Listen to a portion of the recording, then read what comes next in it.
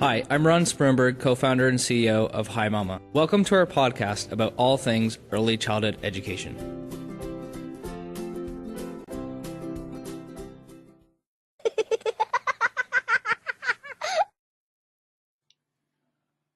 This week, we are on episode 35 of the Preschool podcast. We discuss the inclusion of men in childcare with David Wright, owner of Paint Pots Nursery and organizer of the first ever National Men in Early Years Conference in the UK. We talk about the perception of men in childcare, the challenges they face as professionals, and why he is an advocate for a more gender-diverse workforce.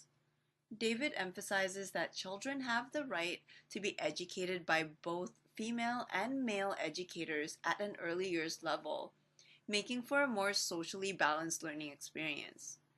If you want to learn about how you can advocate for a more gender equal workforce in early childhood education, then stay tuned for this episode of the Preschool podcast.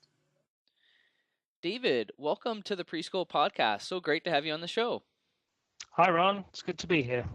So, David, you're over in the United Kingdom and you've been working in early years for a number of years, and you are one of few men that are working in the early years workforce, for better or for worse. This is a topic that we'd love to explore with you.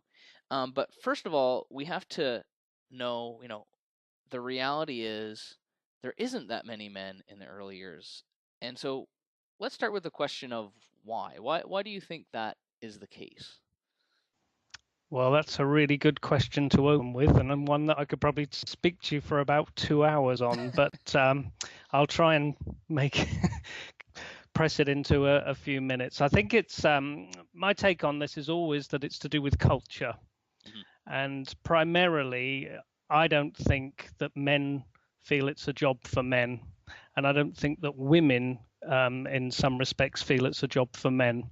So it's a question of status and a question of what we set as gender roles. And whilst it is seen historically as childcare, the area that we find ourselves in, that has all the connotations of mothering, of being maternal, of nurturing children. Now, I'm not saying that those aren't male characteristics, but I think they're viewed in society more as female characteristics, and therefore men aren't encouraged or supported into entering our field.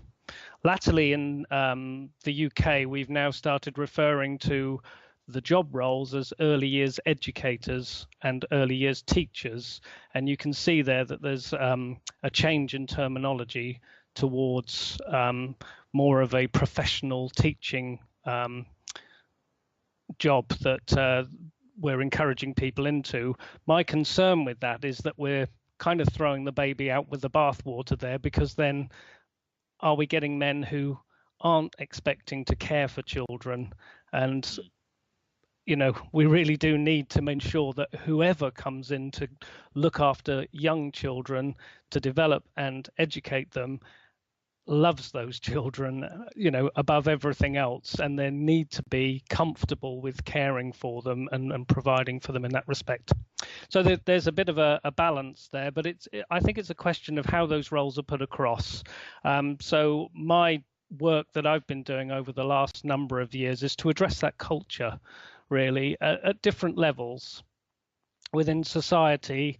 Are we clear about what roles we want men and women to have, what status we afford those jobs, and how that's reflected in the pay? And that's quite a big barrier to men, certainly if they are the main earner in the household. Can they afford to take a job in our sector? But also, for women, it does them a disservice to say, well, we'll start paying you properly if the men come along. There's a whole equality issue going on there. I think the other thing to recognize is, given where we are at the moment with such a low level of men in the workforce, typically internationally it's way down. In the UK, it's less than 2% at the moment. I'm sure the figures are similar in Canada. I would think so. Yeah. Yeah. So for any young man that's entertaining taking this up as a job, you don't get many 7-year-old boys who say to themselves, when I grow up, I want to go and work in daycare. That's quite an unusual thing. It's usually, in my experience, somebody who's fallen into it by accident. They've got a relative, a sister, a mother, a partner, or a friend who says, hey, do you fancy coming along to volunteer? And we need somebody at our holiday club for a few weeks while you're out of school. And they find that they get it, that they can relate to those children and see that they're making a difference in their lives. And then they start thinking about it. But prior to that, it's not on the radar, I would say, typically. And so, once they've got that and then they want to pursue it further, they come up against peer pressure. What do they say to their friends? I'm working with young children, and there might be some suspicion around that. There might be some people saying, well, is that a proper thing for you to consider? And similarly, parents, teachers, careers advisors, and we've had young women come to work for us, and their teachers have tried to discourage them. And the common phrase is, you're better than that. And, my take on this is we are engaged in the most important profession in the world. Totally. We know that 85% of brain development happens before the age of 5. Once upon a time, we talked about child development theories, but with the advance of science now and scanning and all of the evidence that we have, we know how crucial the early years are for children's brain development and what causes growth, and that they need those repeated positive experiences in order for good well-being and a good start in life. And in order to do that, we need the best people, men and women. And if society is saying to people who want to come and do this job, well, actually, it's a very low status job, that's not right. We need the best men and women. And so men have this issue, I think, particularly young men, that if they've fought their way through and managed to get on a training course or get into a job, they're very isolated. You are going to be the only man in a class of 30 females. You're going to be the only man in your placement at a setting. So you go along to a day nursery. And once you get through the door, you're not quite sure what kind of reception you're going to get. Are people going to welcome you? Are they going to be suspicious of you? Are they going to question your motives? And also, what's the culture going to be there? You are entering an all-female environment as a male. And again, that's not to judge anybody. That's just a statement of fact. And these are big barriers, I think, for men to come in. And I think we've got to recognize that we've got a big job to do in culture generally, in culture within the childcare, early years education sector, and within individual settings, that men have to prove themselves. They're guilty until proven innocent in many respects. And I think that's a big challenge. And the other thing I think I'd say is it's about the role of the media. And particularly in the UK in the last few years, we've had a lot of sensationalist headlines about, the fears of men and their interactions with young children. And the problem is that these things are extrapolated so that we're now giving everybody almost a sense of paranoia about men in general and their roles. Can we trust any man? Because there was one terrible incident on one occasion, we're now saying, well, that's all men we should be suspicious of. And of course, we need safeguarding. Of course, we need to make sure that children are protected. And that has to be our main focus. But we can't then say, and it would be ridiculous to say, therefore, we should never have men working with children. And again, I think that is a real big problem. And particularly when men have false allegations made against them. Now, I'm not saying that women don't, but disproportionately more allegations are made against men. And for some of them, that can destroy their lives. Yeah, 100%. So you've clarified some of the unique challenges that men would face in entering a role or starting a career in early years education certainly paints a picture if you try to put yourself in that place. Now, why do you specifically advocate for early years as a viable option for men? Why is this something that you care about? Well, there are two parts to it, really. It's about rights. I think it's children's right to be educated by men and women. And I think men have the right to work with young children.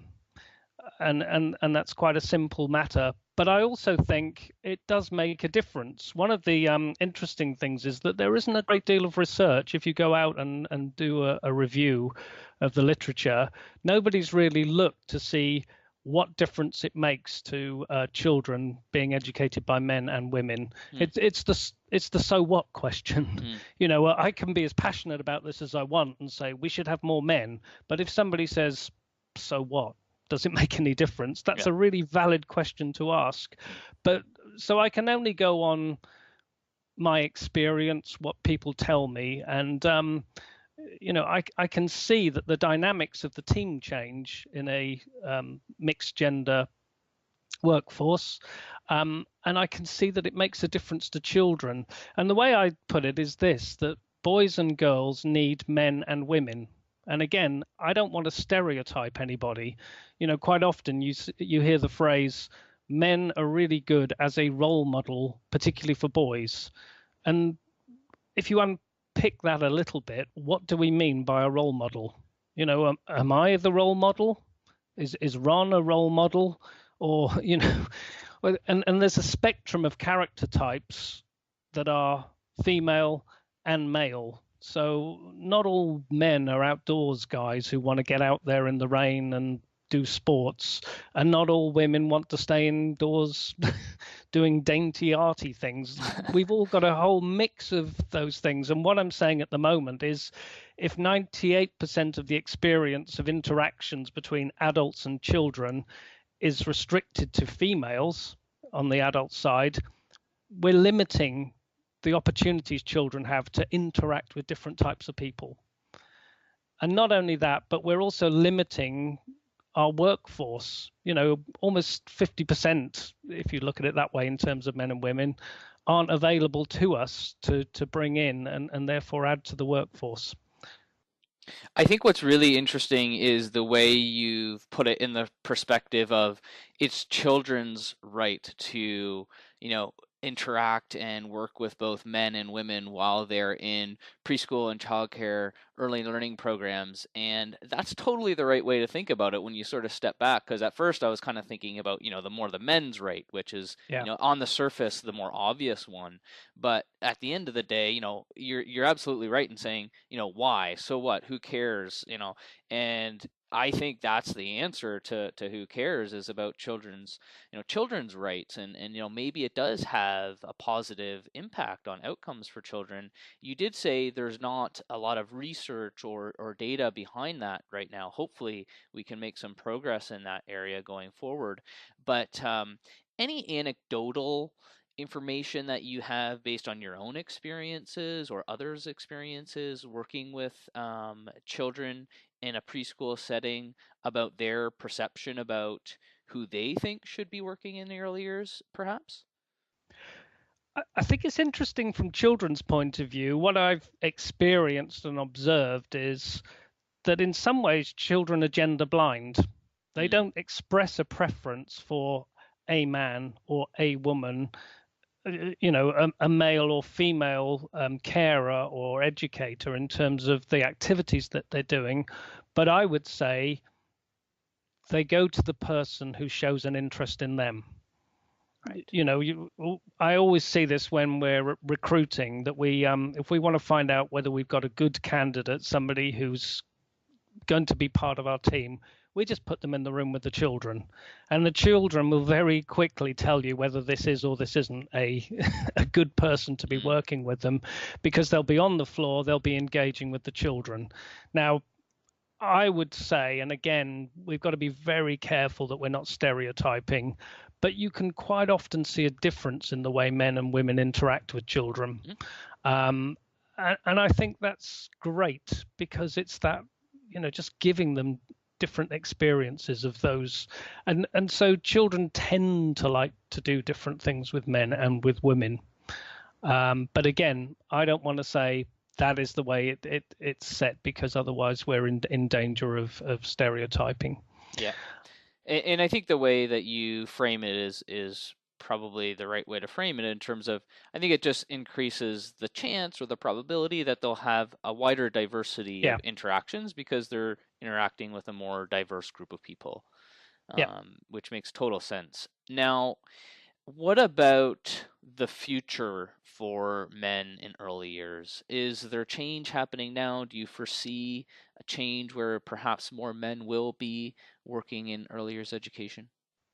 Well, I really hope so. I think certainly where we are in the UK, we've got an opportunity to piggyback on work that's already been done on the equalities agenda and diversity. And right now, we have a minister in government for early years, and she has done a lot of work for women in terms of equality, for getting into science, technology, and that kind of thing. And I went and had a chat with her back at the end of last year, back at the end of 2016, to talk about the campaign that we've had running for some time. And she's very keen to support us. And I think what we need is people to champion the cause, to just publicize the fact that A, it is an issue, and B, we need to do something about it. So I'm hopeful that she's going to come out with some announcements in the next few weeks. Actually, there's a paper being published in the UK, an early years workforce strategy document, and she gave me her assurance that she would put in some of our proposals. So the kind of things I'm looking for is an annual survey. So we need some figures to say, how many men have we got working in early years? Is it getting better? Is it getting worse? So if we're measuring it, we can actually start to do that. We do have some figures, but they're not particularly accurate, and they're not kept up to date.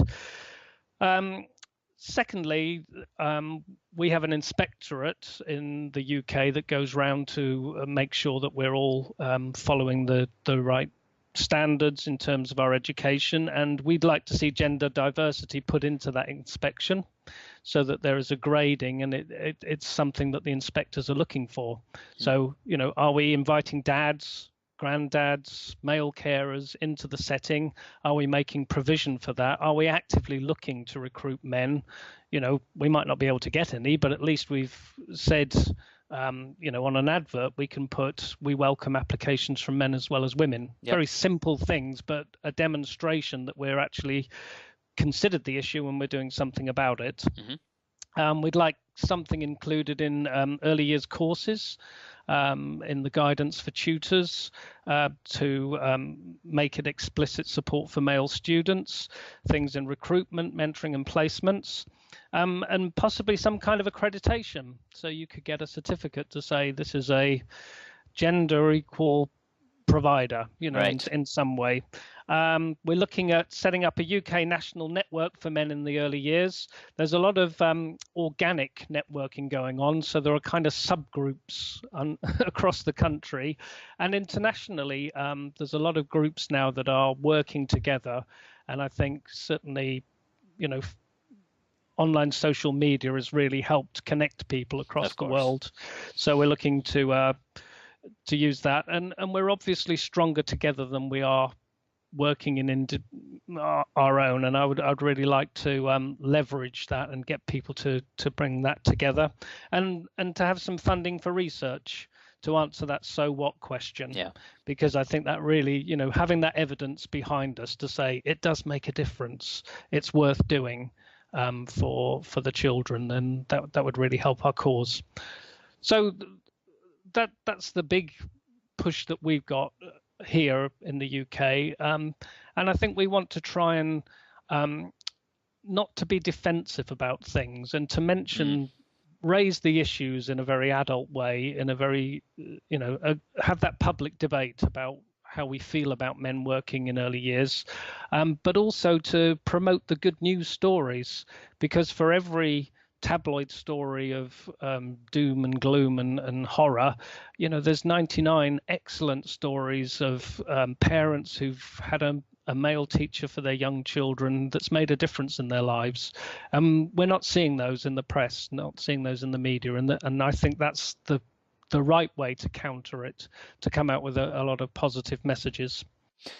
Well, it sounds like some really positive progress. I mean, it's still very early days on this journey, I think, but it sounds like some great things are happening, at least over in the UK, and I would love to see the output of that early years workforce strategy, and hopefully it does mention some of the initiatives related to men in the workforce. That'd be great. Now, we're running a little bit out of time. I did want to get, though, from you any practical advice or inspiration that you can provide to men who are perhaps thinking about a career in early years or are in the very early stages of a career in early years education.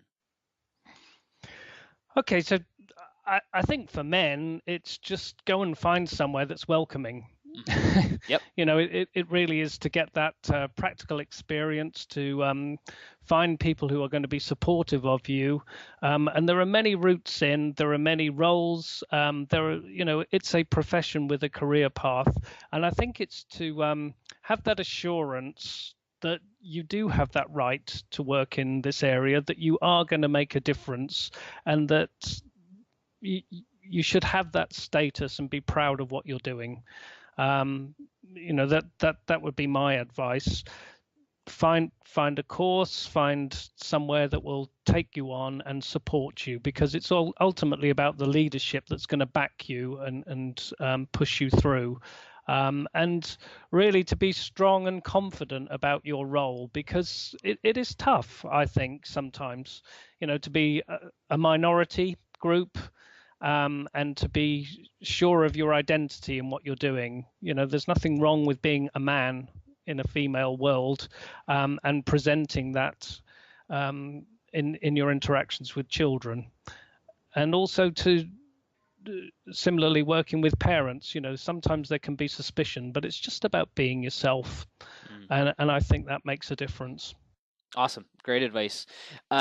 David, personally, I find that the balance that you strike behind championing men in early years education, but also being very objective and open-minded in terms of how you approach the issue is very refreshing. I also love how you are looking for data and science to support the issue. That's something that I am personally very passionate about in terms of how we're going to make progress in early years education. Thanks so much for coming on the show. It's been really great having you as a guest. Well, it's been my privilege. It's great to share, and keep doing what we're doing, really. Yeah, exactly. Now, on that note, if there's people who are listening and they want to get in touch with you, David, maybe they want to continue this conversation, what's the best way for them to find you online? Okay, my email is david@paintpotsnursery.co.uk. I am at Mr_Paintpots on Twitter. And we have a website, which is paintpotsnursery.co.uk. And we also have a local men's group, Southampton Area Men in Early Years, and that is samey.co.uk. Wonderful. Thanks so much, David. Been great having you on the show. You're really welcome. Thanks, Ron.